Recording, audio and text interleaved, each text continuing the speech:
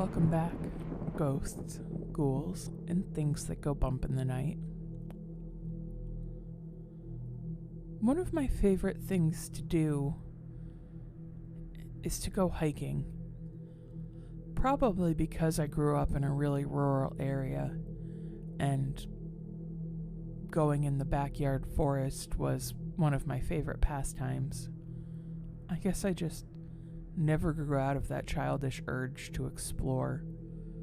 But I always felt a safety in it, since after all, most of the time I could still see the roof of my house in the back.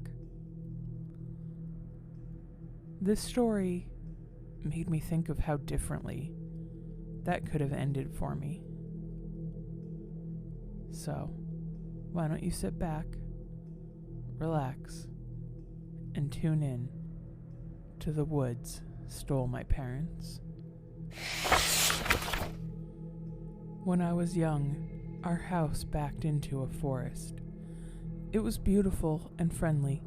My little brother and I used to play there for hours, rock climbing, looking for red squirrels, the occasional bird funeral if we'd found one in our garden. When I was around 12, I would run in the woods every morning. It was nice. The paths were clear, and bluebells grew between the trees. Plus, I rarely came across anyone else. When the bluebells died and the mornings got darker, the dog walkers stopped coming too. They'd just walk through the sleepy town. But I always felt like there was someone else there.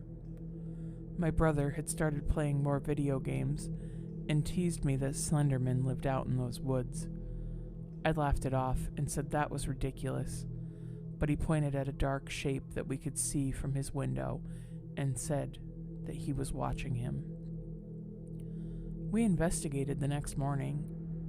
It was an old, gnarled tree. He was able to sleep more soundly after that. But the noises in the woods would keep me up. I told my parents one night when I was convinced that I'd heard screams, and their faces went pale. They smiled and said that I would be okay, that I just had to make sure that I kept my window locked, checked that the front door was locked, and didn't go into the woods after dark.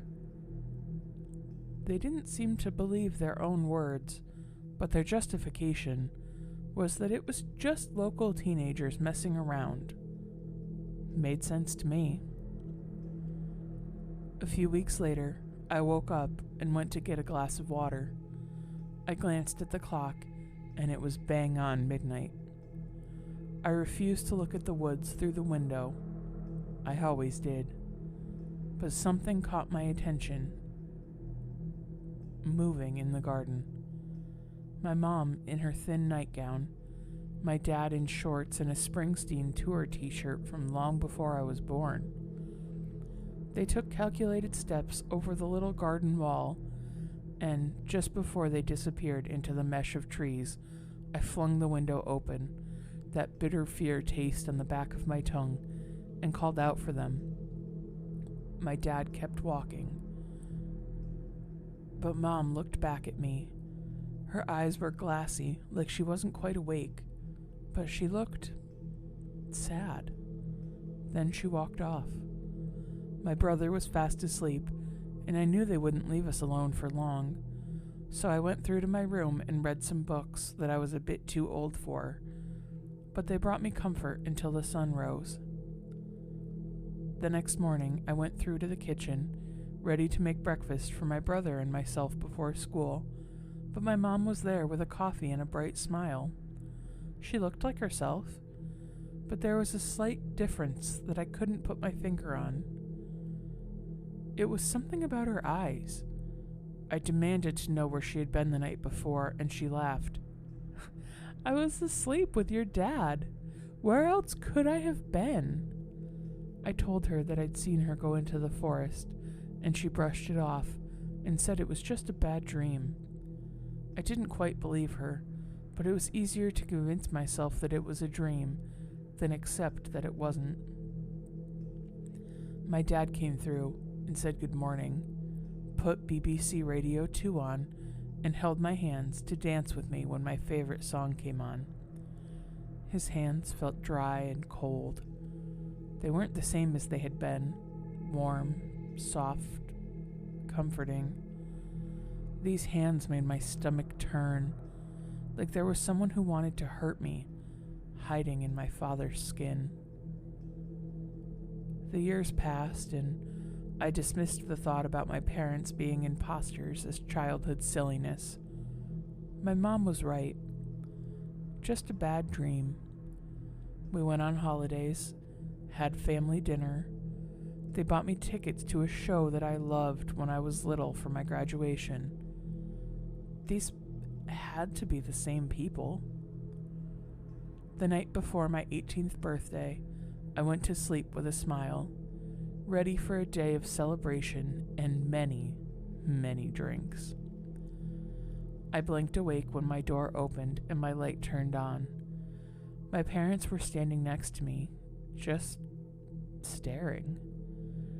They had that look in their eyes, their faces blank, and I was filled with fear. I looked at the clock. 11:58 p.m. I tried to speak, just make a joke to soften the mood and snap them out of it, but my mouth was dry and no sound came out.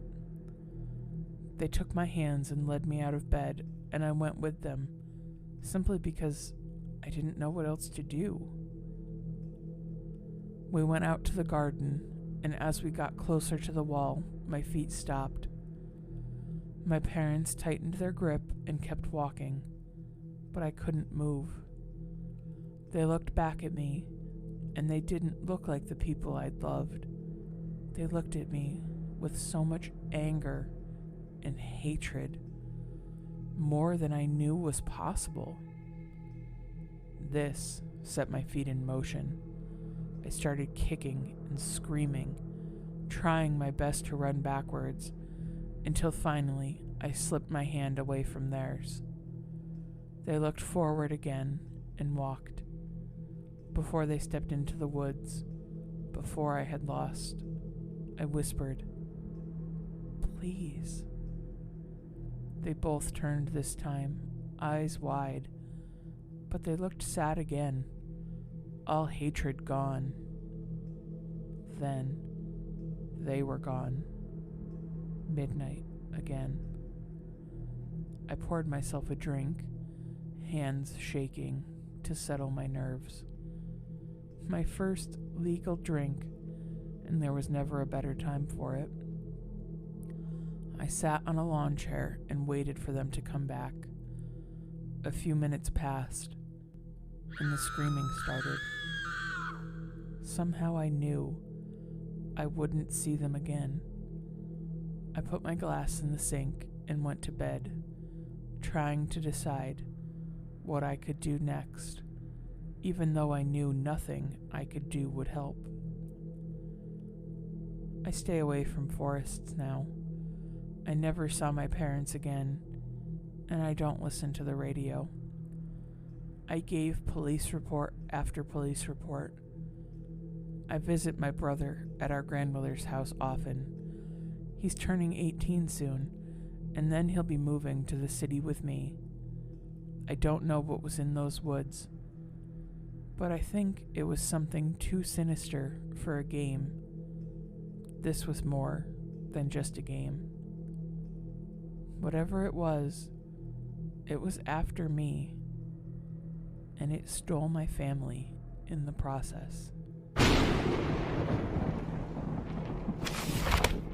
And that, listeners, is the story of how the woods stole their parents. How heartbreaking. So, what do you guys think was in the woods? Maybe it was a demon, and she would have been sacrificed. Maybe just a cult, and they forced her parents out of town. I guess we'll never know what exactly stole her parents away. but I think she made a wise decision to move to the city. And I hope her brother makes it out safely too.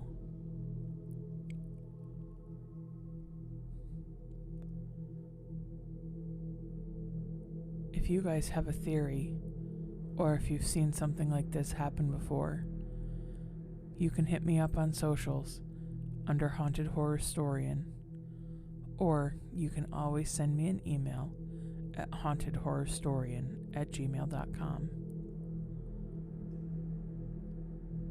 That's all for this week, my lovely listeners. So, until next time, stay out of the woods at midnight, stay spooky, and remember, sometimes it's more than just a story.